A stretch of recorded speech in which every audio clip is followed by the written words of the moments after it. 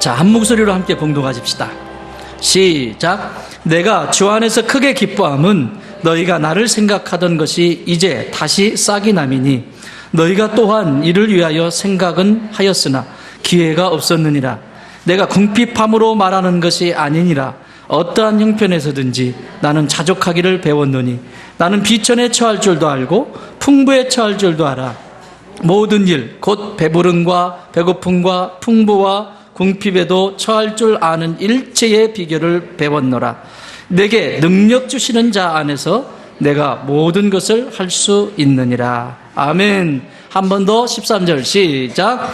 내게 능력 주시는 자 안에서 내가 모든 것을 할 수 있느니라. 아멘. 전능하신 아버지 하나님, 지난주에 좀 나누다가 말았어요. 그래서 뒷부분 좀 나누려고 해요.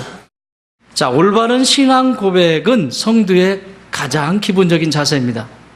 우리가 그냥 동호회 모임이 아니고 신앙 고백이 분명해야 됩니다.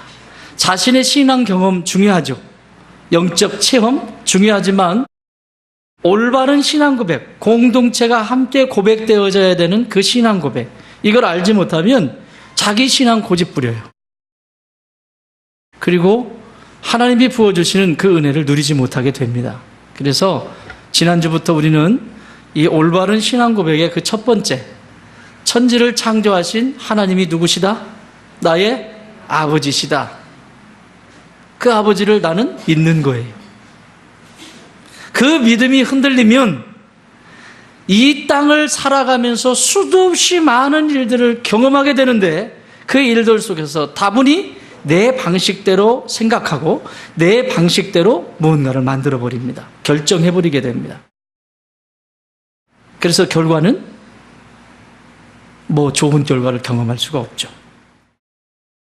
우리가 믿는 하나님은 전능하셔서 천지를 창조하셨을 뿐만 아니라 친절하신 내 아버지시라고 하는 사실, 그것을 믿는 거예요.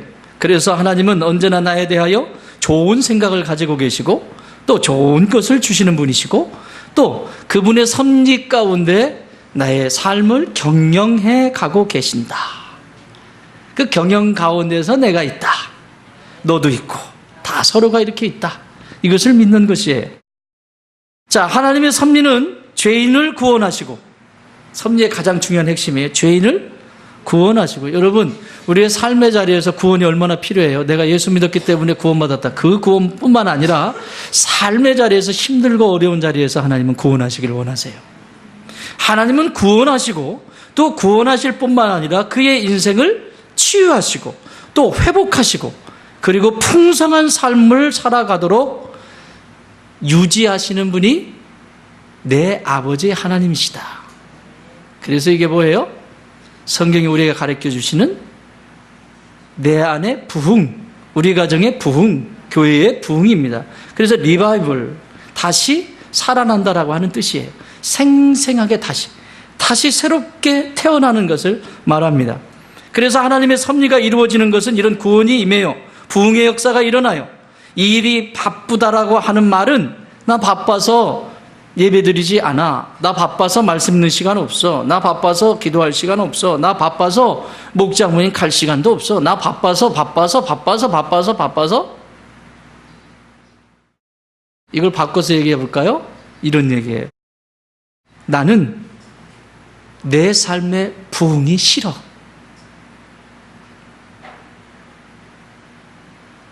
나는 우리 가정의 부흥도 싫어. 나는 우리 교회의 부흥도 싫어. 나는 내 삶의 부흥을 원치 않아. 이것이 바쁘다라고 하는 말입니다. 윌립 크릭 처치의 빌 하이블스 목사님이 쓴 책이 있어요. 나는 너무 바빠서 뭐한다? 기도한다. 이걸 보신 거죠. 부흥은, 생명은 그냥 이루어지지 않아요. 바쁘면 바쁠수록 더 주님 가까이 있어야 돼요. 바쁘면 바쁠수록 더 가까이 말씀 가운데 있어야 되고, 바쁘면 바쁠수록 예배 가운데 있어야 해요. 내가 바쁜데, 몸이 바쁜데 예배 가운데 있지 않고 말씀 가운데 있지 않다? 그건 정답이 나와 있는 길을 걸어가게 돼 있어요. 그래서 하나님을 만날 수도 없고 내 의에 꽉 차게 되고 그리고 내 방식대로 무언가를 만들어 가려고 하죠. 하나님의 섭리를 알았던 아브라함은 100세에 얻은 아들을 모리아산에서 하나님께 번제로 드리고, 요셉은 역경 속에서 인내하는 법을 배웠고 자신이 총리가 되었을 때에도 겸손한 삶의 자세를 취하는 모습을 우리는 지난 시간에 살펴보았습니다. 오늘은 하나님께서 창조하신 섭리를 아는 성도, 그 성도의 삶에서 하나님은 어떤 열매를 맺기를 원하실까? 창조하실 뿐만 아니라 그 역사 속에서 섭리하시는 하나님이 성도들에게 어떤 열매를 맺기를 원하실까? 그걸 천지를 창조하신 그 하나님이 내 아버지라고 믿고 끝까지 자신의 생명을 다 드렸던 사도 바울의 삶을 통해서 우리가 함께 살펴보려고 합니다. 자, 오늘 사도 바울은 감옥에 있습니다. 이 빌립보서를 보낼 때, 이 서신을 보낼 때 바울 사도는 지금 감옥에 있습니다. 여러분, 감옥에 있는 사람이 뭐가 풍족해요? 오늘날로 말하면 교도소에 있는 거예요. 여러분, 교도소라고 하는 곳에 들어가면 한정돼 있잖아요. 내가 마음대로 할 수가 없어요. 시키는 대로 해야 되고 그 속에서 정해진 틀에서 움직여야 됩니다. 사도 바울은 지금 로마 감옥에 있습니다. 감옥에 있는데 빌립보, 유럽으로 넘어가는 소아시아를 거쳐서 유럽으로 넘어가는 첫 번째 성이 빌립보입니다. 그 빌립보에 누가 있었죠? 자주장사 루디아가 있었습니다. 자주장사 루디아에 의해서 교회가 세워지기 시작합니다. 자신의 집을 공개하게 되고, 그리고 그 집에서 예배를 드리기 시작하고, 그것이 태동이 되어서 빌립보에 교회가 세워집니다. 그러니까 어느 곳에든지 하나님의 교회가 세워진다는 것은 희생 없이 되어지는 것이 없습니다. 우리 목장이 건강하고 잘 세워져 간다. 이건 희생이 있다는 얘기예요. 우리 교회가 건강하게 잘 세워져 간다. 희생이 있다는 거예요. 여러분의 가정이 건강하게 잘 세워져 간다. 희생이 있다는 얘기예요. 희생과 헌신 없이 되는 것은 아무것도 없습니다. 그것을 떠나버리면 자꾸 핑계만 되죠. 이 핑계 대고 저 핑계 대고 바쁘다고만 해요. 나는 여러분들이 많이 바쁘시기 바라요. 대답을 안 하네. 여러분 많이 바쁘시기 바라요. 하나님 나라의 일을 위해서 그만큼 기도하셔야 돼요. 감옥에 있으면서 빌립보의 성도들에게 어떤 상황 속에서든지 그 성도들에게 가르쳐주고 싶은 바울 사도의 마음이 있었어요. 그것은 천지를 창조하신 하나님이 내 아버지이실 뿐만 아니라 그분의 섭리 가운데 그대들과 나는 존재한다. 그래서 첫 번째로 이들에게 뭘 가르치냐면, 한번 읽어보세요. 빌립보서 4장 11절 시작. 내가 궁핍함으로 말하는 것이 아니니라 어떠한 형편에서든지 나는 자족하기를 배웠노니. 아멘. 뭘 가르치시려고 하시냐면 믿음이라고 하는 것이 뭔지를 가르치고 싶으셨던 거예요. 그게 본인이 체험한 거예요. 그 믿음을. 여기 궁핍이라고 하는 말이 휘스테레시스라고 하는 단어예요. 휘스테레시스. 이 말의 뜻은 세 가지로 요약할 수 있는데요. 뒤처짐, 부족함, 열등함, 이런 뜻을 가지고 있어요. 뒤처져 있고 부족하고 열등한, 이게 궁핍이라고 하는 뜻이에요. 근데 여기 뭐라고 말씀하고 있어요? 내가 궁핍함으로 말하는 것이 아니라, 이렇게 말해요. 아니다. 내가 궁핍함으로 말하는 것이 아니라, 그 궁핍이 뭐예요? 뒤처져 있고 부족하고 열등감 속에 있는 것이 아니다. 내가 지금 감옥에 갇혀 있지만 나는 누구보다도 뒤처져 있는 존재가 아니고, 나는 이 상황이 최고의 열악한 상황이지만 누구보다도 부족하지 않고, 나는 이 열악한 환경 속에 사람들이 그렇게 바라보지만 나는 열등하지 않다. 이렇게 시작을 합니다. 무엇이? 오늘 정답은 무엇이라고 물으면, 하나님이 창조하시고 창조하신 그 하나님이 내 아버지시다. 이게 정답이에요. 따라합시다. 천지를 창조하신 하나님이 내 아버지시다. 믿으십니까? 그러면 이 믿음 있으면 열매는 저절로 맺어가요. 이 믿음을 잃고 살아요. 생각해 보십시오. 사도 바울 입장에 서보십시오. 바울의 입장에 서보면 남들은 잘 나가요. 자기 친구들 잘 나갑니다. 여러분, 사도 바울은 예수님, 부활하신 예수님을 만나기 전에 그의 상태는 최고의 그 자리를 달리고 있었습니다. 유대교에서 지목받는 청년이었습니다. 앞으로 훌륭한 지도자로 세워질 그런 존재였습니다. 그의 아버지도 이에 싹을 알고 유학을 보내서 가말리엘 문화에서 공부를 시키고 아주 잘 나가는 엘리트로 키워놓았습니다. 근데 어느 날 부활하신 예수님, 그 십자가 못 박혀 죽은 그 저주받은 그 청년, 부활했다고 어쩌고저쩌고 하더니 그 부활한 청년, 그 예수님을 만나고 나서 이의 인생은 180도 바뀌어버려요. 자기 친구들은 어떨 것 같아요? 여러분, 이런 여백을 보셔야 돼요. 여러분, 이게 지금 궁핍한 단어라고 궁핍하다고 하는데 자기 친구들은 어떨 것 같아요? 유대교에 지금 현재 남아있는 친구들. 잘 나가겠죠? 가말리엘 문화에서 최고 엘리트 교육을 받았던 그 사람들이 얼마나 잘 나갔겠어요?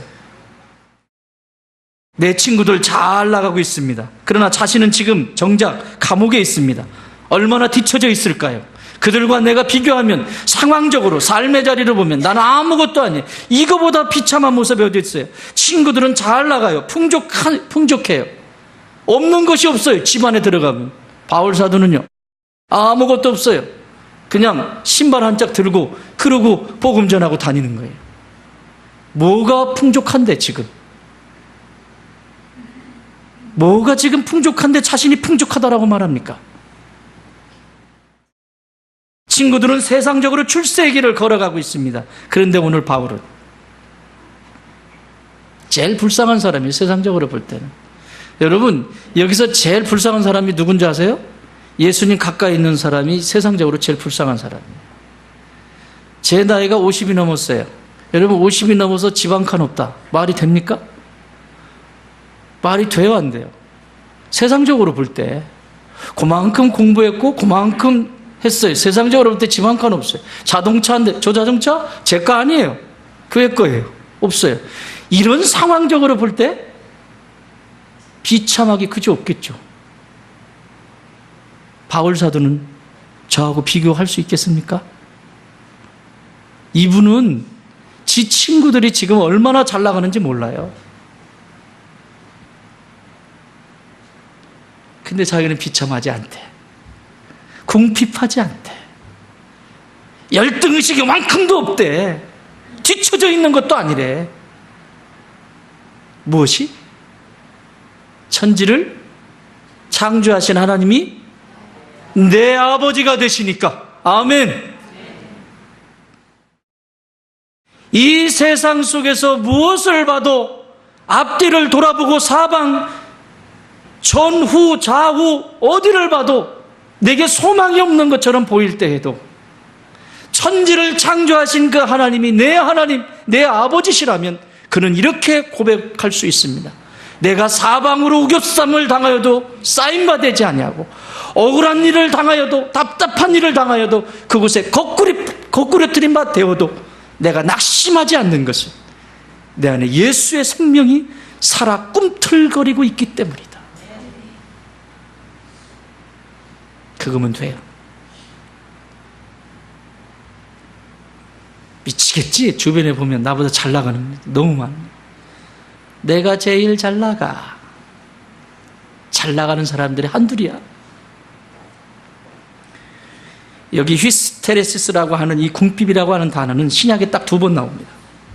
딱 2번 나와요. 여기하고 한 군데 딱 나오는 데가 있는데 예수님께서 성전에 들어가셨어요. 성전에 딱 들어가셔서 저기 우리 교회처럼 연보계가 저 뒤에 있었어요. 이렇게 돌리지 않고. 그러니까 예수님이 이러고 계셨어요. 계셨는데 지금 우리는 저렇게 나무로 돼 있잖아요. 근데 이 시대에는 나무가 아니라 동으로 이렇게 돼 있어요. 이렇게. 그래서 돈도 종이에요. 동이에요. 그렇죠. 그러니까 쨍그랑 소리가 나는 거예요. 이렇게 딱 들 때마다. 부자들이 탁 하고 이렇게 와가지고 한꺼번에 넣어도 될 텐데 꼭 얘네들은 잘난 척 하느라고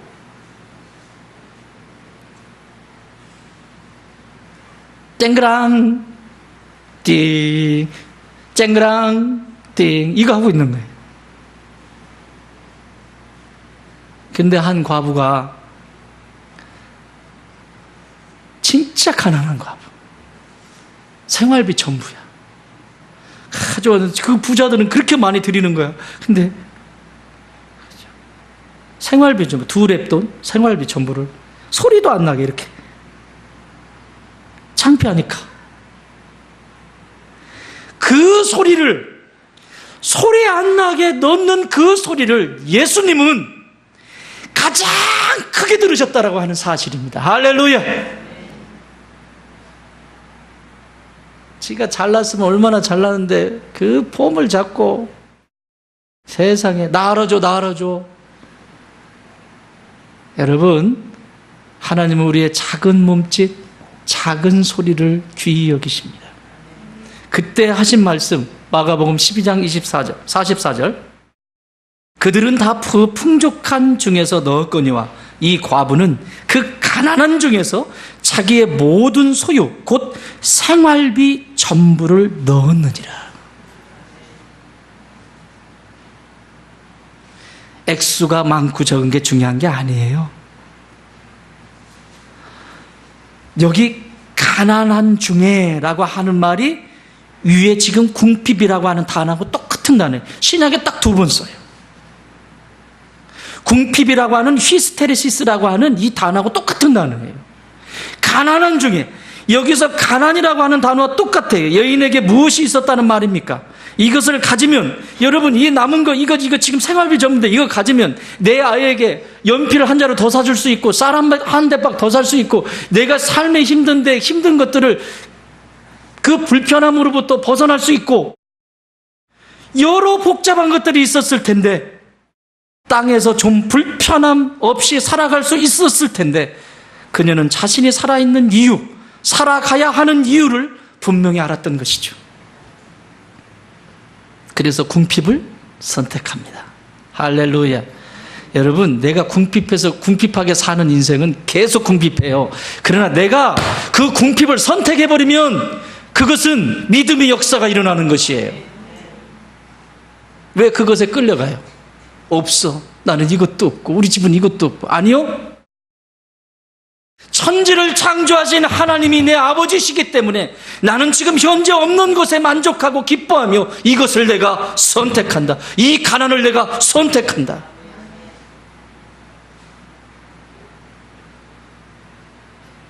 그게 믿음이야.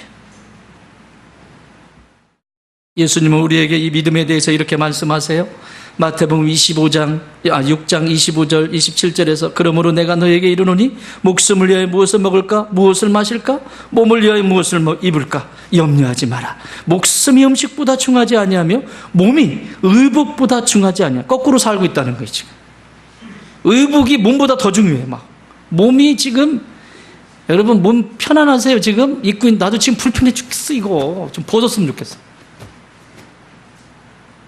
몸이 중요한데 의복이 몸을 감고 있어.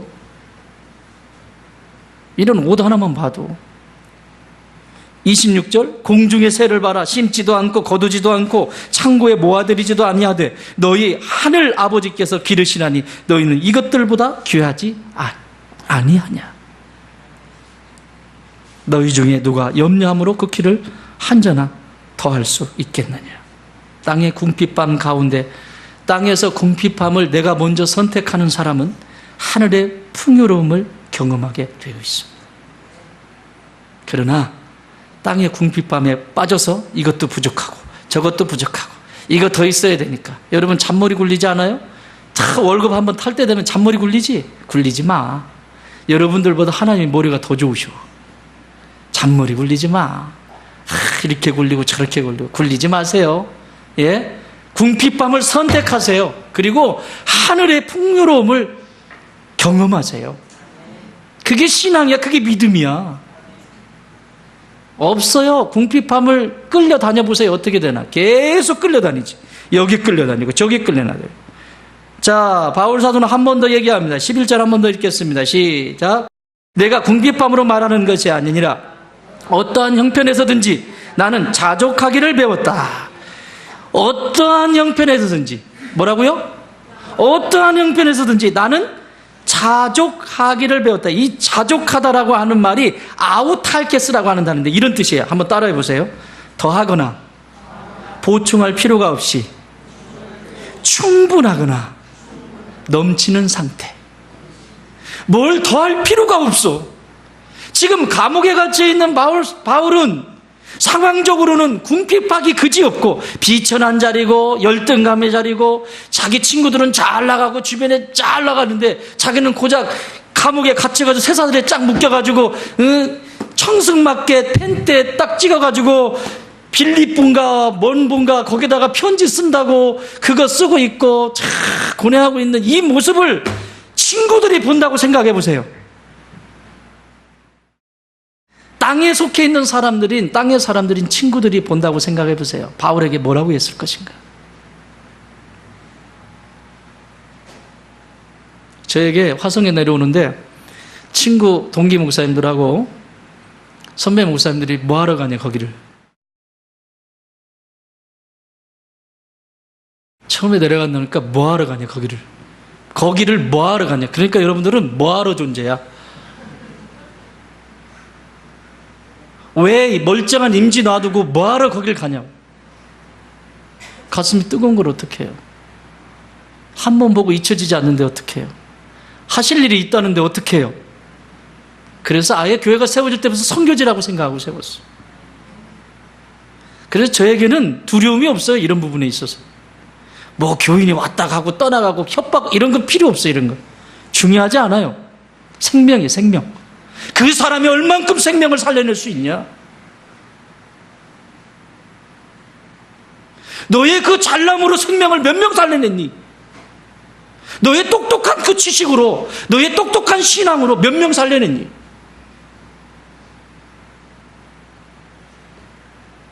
여기에 답할 수 없다면 병든 신앙이에요. 교회도 마찬가지예요. 네 교회가 있어서 교회가 몇 명이나 살려냈니? 하나님의 사람을 얼만큼 살려냈니? 그가 부흥을 경험할 수 있도록 얼만큼 살려냈니? 그렇지 않다면 교회 문 닫아야 돼요. 지들끼리 먹고 마시고 즐기고 옥신각신 멱살 잡고 뭐 하는 짓이야 그게. 안 돼요. 더하거나 보충할 필요가 없는 상태. 이게 진짜 이 자족한다라는 표현이라니까.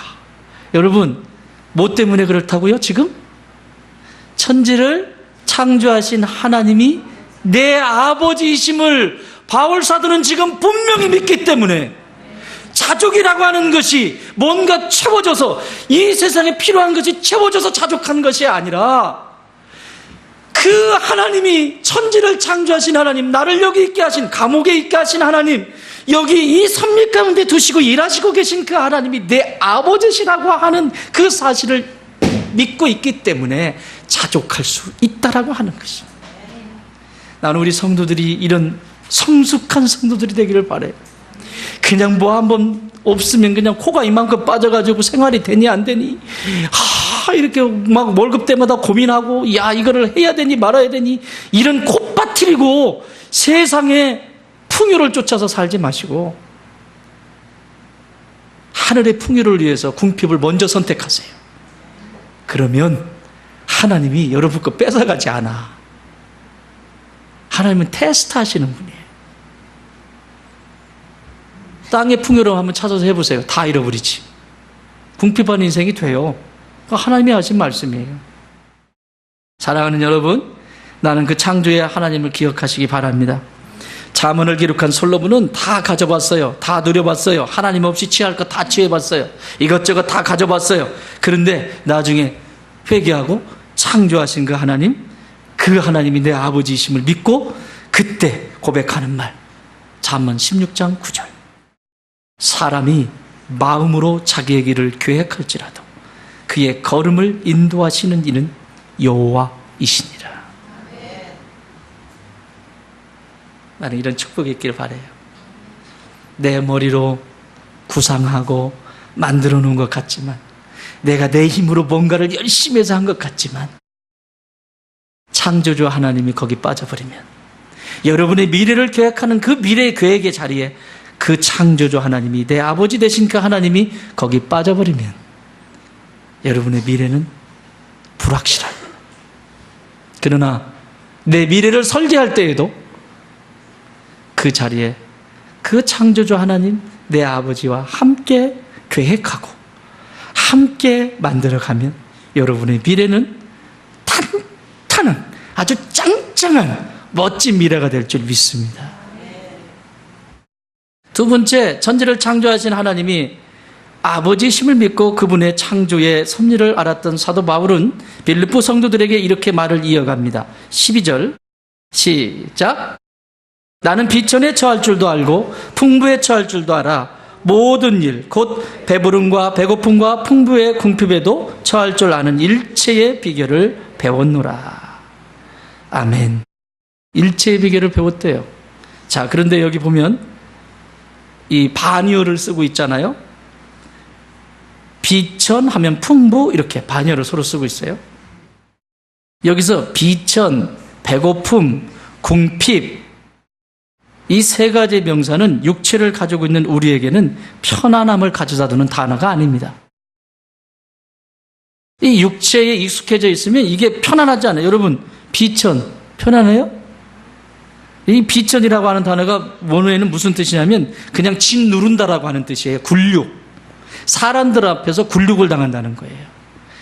조금만 건드려봐라 난리 나지. 나한테 그랬다고. 어떻게 그랬다고. 이 비천은 그 정도가 아니야. 완전히 굴욕이란 굴욕을 다 당하는 걸 비천이라고 썼어요. 이 테페이노라고 하는 이 원어의 뜻은 그냥 짓 눌러버리는 거예요. 아예 일어나지도 못하게 그냥 이렇게. 가능합니까? 근데 바울 사도는 그렇게 했대요. 바울 사도가 하나님이에요? 똑같이 저와 여러분처럼 성정을 가진 존재입니다. 어떻게 이렇게 할 수 있었을까요? 천지를 창조하신 하나님이 내 아버지이심을 믿고 그분의 섭리 가운데 내가 있음을 알고 아무리 억울해도 그 억울함 속에서 하나님이 경영하시고 지금도 이루어 가시는 그 하나님을 바라보면서 요셉처럼 다윗처럼 그 시간을 견뎌내는 거죠. 그래서 여기 두 번째로 우리에게 가르쳐 주시는 것은 인내의 열매를 맺어가기를 원하세요. 왜 인내하게 하실까요? 풍요로움을 경험하게 하기 위해서. 하나님이 인내하게 하시는 것은 내 삶이 풍요로움을 경험할 수 있게 하시기 위해서 인내라고 하는 시간을 주세요. 비천, 때리 누른다, 배고픔. 이 배고픔은 안 그래도 배고파 죽겠는데 그 쉽게 말하면 상처가 있어요. 상처가 있으면 그 상처를 막 휘베 파는 거야. 막 이렇게. 견딜 수 있을까요? 우리 성도들을 보면 신앙이 이만큼 성장했구나 하는 성도들을 보면 저 정도면 옛날 같으면 바르르 떨고 막 멱살을 잡을 판인데 금방 몇 번도 안 지나서 성전 딱 갔다 오더니 내 교만이었어요 목사님 딱 이래버려요. 할렐루야. 이게 이렇게 변하고 있는 거예요. 왜 그럴까? 답은 하나밖에 없다 그랬지. 천지를 창조하신 하나님이 내 아버지이심을 뭐하기 때문에? 믿기 때문에. 배고픔도 참을 수 있어요. 또 궁핍. 이건 늘 찌꺼기를 먹는 존재를 얘기해요. 언어에서. 두 번째. 항상 두 번째. 남들 다 가져가고 그 다음에 나머지 찌끄러기 가져가는. 자, 여기 밑에 마당에 수박차가 왔습니다. 그래서 수박을 부려놨어요. 아주 다양해요. 근데 여러분 여기서 자, 예배 끝났어요. 수박 한 통씩 가져가세요. 그러면 못난 수박 가져갈까요? 제일 큰 수박 가져가려고 할까요? 참 정직해서 좋다. 사람은 두 번째를 싫어해요. 그래서 제일 먼저 좋은 것만 다 가져가려고 그러죠. 근데 바울 사도는 이 궁핍이라고 하는 이 부정적인 단어를 쓰면서 두 번째, 언제나 다 가져가고 그다.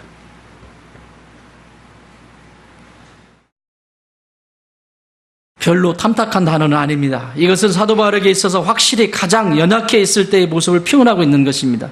여기서 무엇을 배웠다고 해요? 이런 가운데서 비천함과 배고픔과 궁핍 속에서 뭘 배웠대요? 성경 읽어봐요. 성경을 읽고 얘기하세요. 자족이 아니라 일체의 비결을 배웠다고. 일체의 비결. 여기 일체의 비결이라고 하는 말과 똑같은 단어가 12절에 모든 일 동그라미 쳐보세요. 모든 일. 13절에 모든 것. 이 모든 일과 모든 것, 이 단어와 여기 일체의 비결이라고 하는 단어가 똑같은 단어입니다. 궁금하시죠? 무슨 단어인지. 자, 지금 당장 구입하셔야 됩니다. 단어 쉬워요. 파스.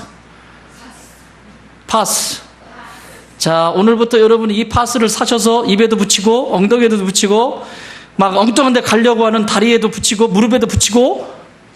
파스. 안 잃어버리겠지? 이 단어는 일체의 비결이라고 하는 단어. 내가 어떤 상황 속에 있든지 이 파스라고 하는 단어는 각각 모든 유형, 모든 어떤 상황에서든지 각각 그것을 그대로 있는 대로 보아주고 하나님의 섭리 가운데서 하나님이 나에게 가르쳐 주시려고 하는 것이 무엇인지 계속해서 물을 수 있는 게 이게 파스예요. 파스. 근데 내 생각에 조금만 안 맞아도 팍 떨고, 하나님이 나 사랑한다면서요. 왜 나한테 이런 거 주시는 거예요? 어련히 아셔서 파스 붙여주시려고. 예? 어련히 아셔서 인내를 기르시는 거예요. 그 굴욕과 그런 배고픔과 비천과 궁핍 속에서, 연약한 그 가운데서 하나님은 그 속에서 얼마큼 네가 견뎌낼 수 있는지 이걸 보고 계세요. 그걸 통과하기를 원하세요. 바울 사도는 이 좋으신 하나님을, 이 좋으신 아버지 하나님을 로마 교회에 그것을 인내하면서 견뎌내면서 로마 교회 성도들에게 이렇게 소개하고 있습니다. 로마서 8장 38절 39절. 내가 확신하노니. 뭘 확신한다는 거예요? 답은 하나밖에 없다고 그랬죠. 천지를 창조하신 하나님이 내 아버지시라고 하는 것을 확신하노니, 나는 사망이나 생명이나 천사들이나 권세자들이나 현재일이나 장래일이나 능력이나 높음이나 기쁨이나 다른 어떤 피조물이라도 우리 주 그리스도 예수 안에 있는 하나님의 사랑에서 끊을 수 있다 없다? 없느니라. 할렐루야. 하나님의 사랑에서 끊을 수 없다는 것이, 이게 성도야. 이게 믿음의 길을 걸어가는 사람들이에요.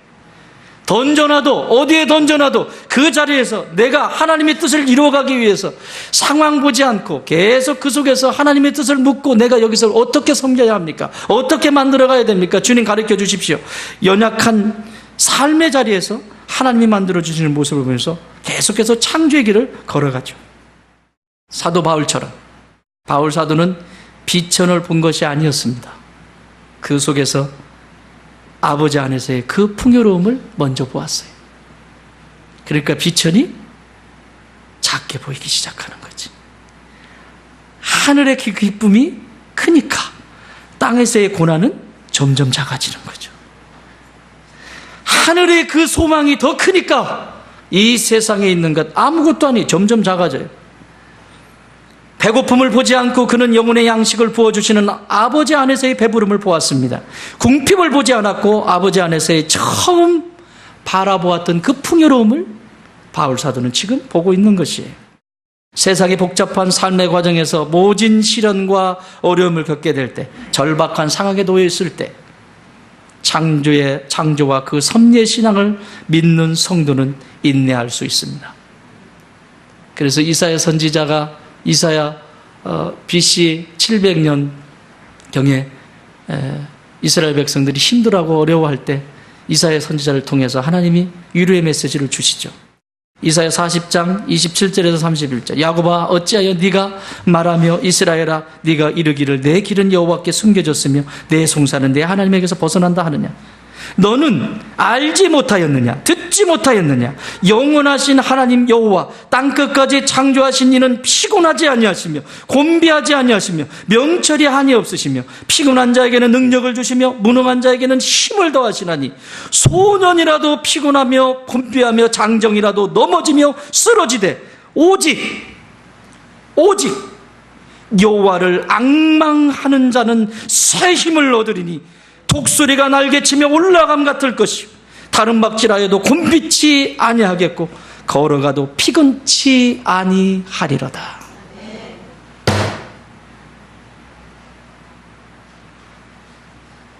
그거면 됐지 않아요? 뭘 더 원해요?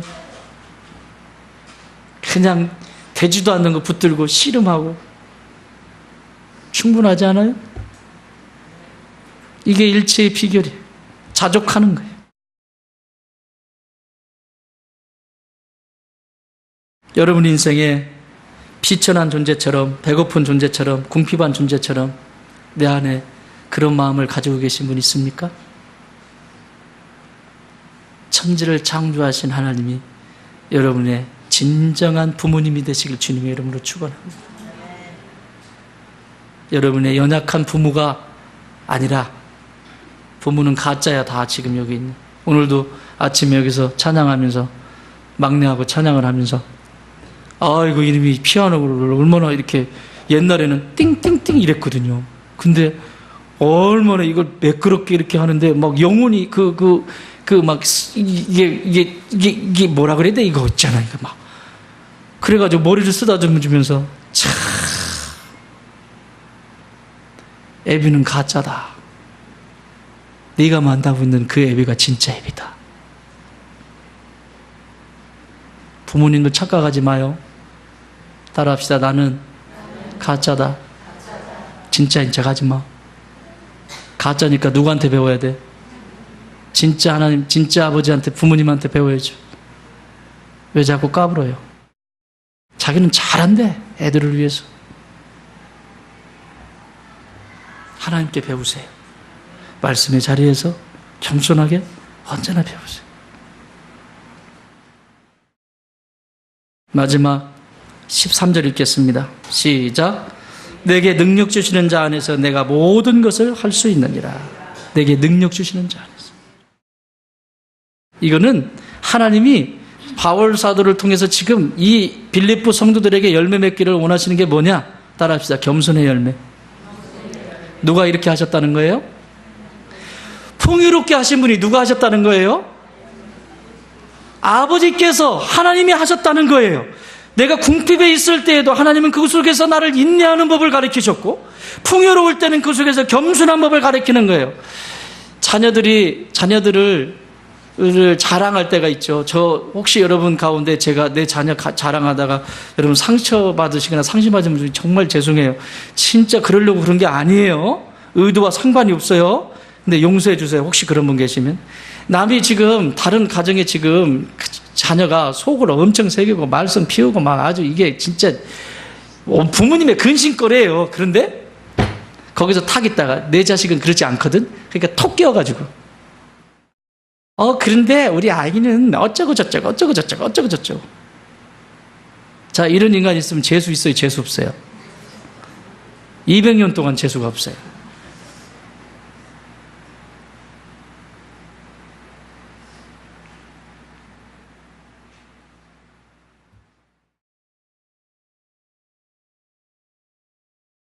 주님만 자랑하십시다.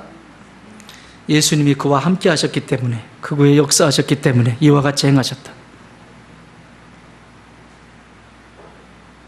많은 것을 가지고 있을 때 얼마나 겸손해야 하는지 주님 우리에게 가르쳐 주세요.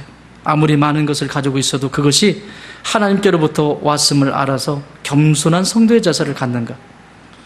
예수님의 곁에서 수제자로 살았던 베드로는 이 겸손이 얼마나 중요한지 이렇게 가르쳐주고 있습니다. 베드로전서 5장 6절. 그러므로 하나님의 능하신 손 아래에서 겸손하라.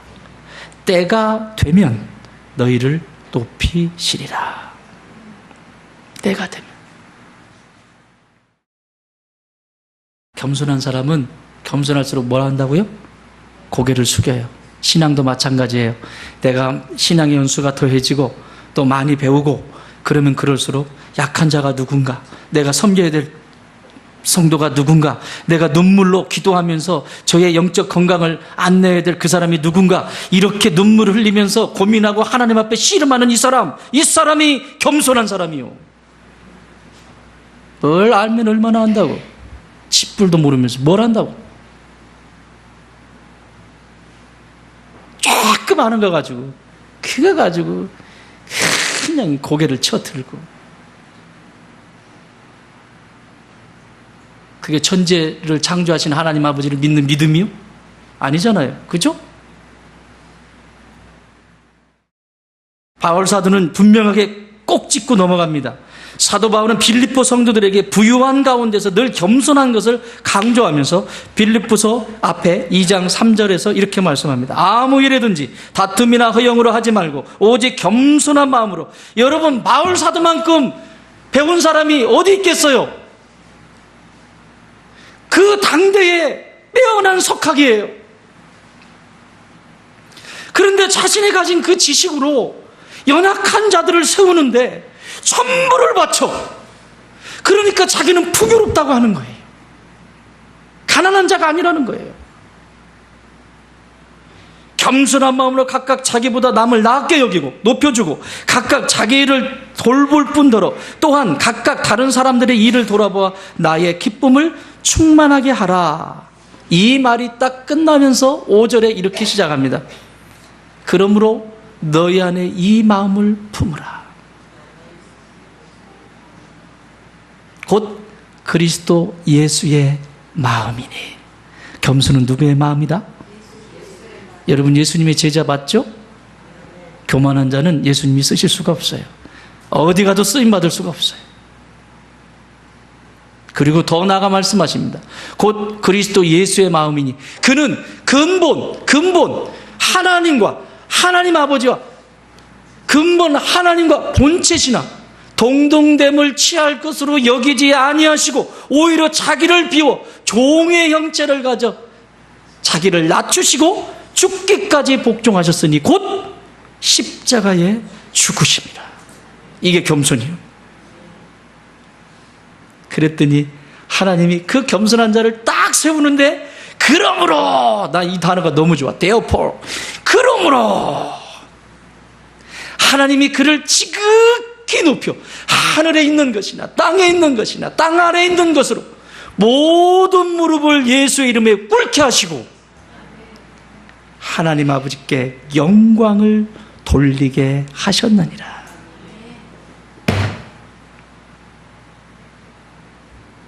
그분의 이름을 수천 번을 불러도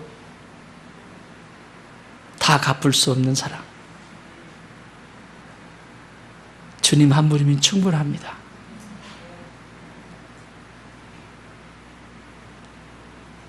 그 주님 한 분이면 충분합니다. 때로는 힘든 시간들도 있을 것이고, 여러분이 삶을 살다 보면 별의별 우여곡절, 정말 고통스러운 시간들이 있겠지만, 창조하신 그 하나님이 내 아버지 되신다면, 그것을 정말 믿는다면, 하나님은 나를 통해서 위대한 역사를 써내려 가실 것입니다.